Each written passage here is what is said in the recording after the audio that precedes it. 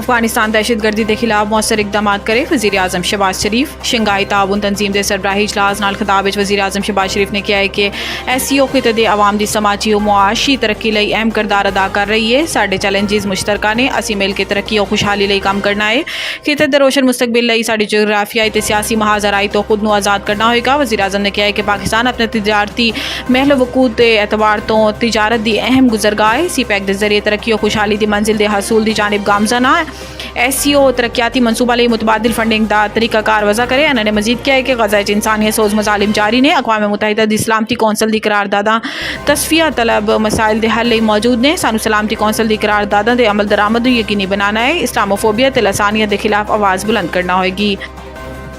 बस हुण बहुत हो गया। चीफ जस्टिस नियाजुल्ला नियाजी च फिर तलक कलामी। तहरीक इंसाफ के वकील नियाजुल्ला नियाजी ने बेंच चीफ जस्टिस की शमूलियत से एतराज़ किया, जिन्हों चीफ जस्टिस ने मुस्तरद कर दिता। चीफ जस्टिस ने रिमार्क्स दिते कि क्यों ना नियाजुल्ला नियाजी के खिलाफ केस पाकिस्तान बार कौंसल में भिजवा दईए, क्या असीं अपनी बेइज्जती करन लई बैठे हाँ।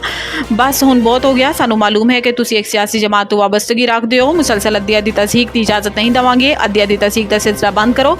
चीफ जस्टिस ने कहा है कि ऐसी जेल चों वीडियो लिंक की सहूलियात दित्तियां। एतराज़ इस वक्त नहीं उठाया गया। Intra party election case Ali Zafar ने कोई एतराज़ नहीं उठाया।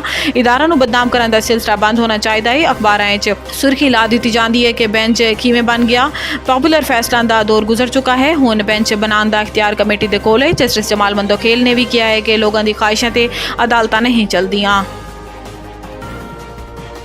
कप्तान बाबर आजम नूं तब्दील करने का फैसला कौन करेगा? चेयरमैन PCB ने दस दिता। लाहौर च पाकिस्तान क्रिकेट बोर्ड के चेयरमैन मोहसिन नकवी ने मीडिया नाल गैर रस्मी गुफ्तगू किया है कि लोग सर्जरी का पुछ रहे हैं, कदे कोई फैसला गुस्से च नहीं करते। जल्दबाजी के फैसले अक्सर नुकसानदेह होंगे ने। इन्होंने कहा है कि हैड कोच गैरी क्रिस्टन ने रिपोर्ट जमा करवा दी।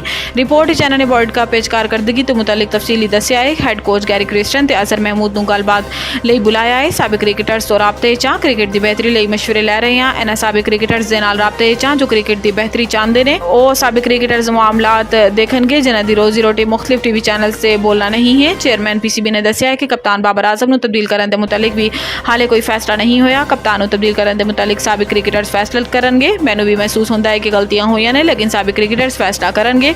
वर्ल्ड कप तो बाद बाबर आजम ते वहाब रियाज विच मुलाकात नहीं हुई।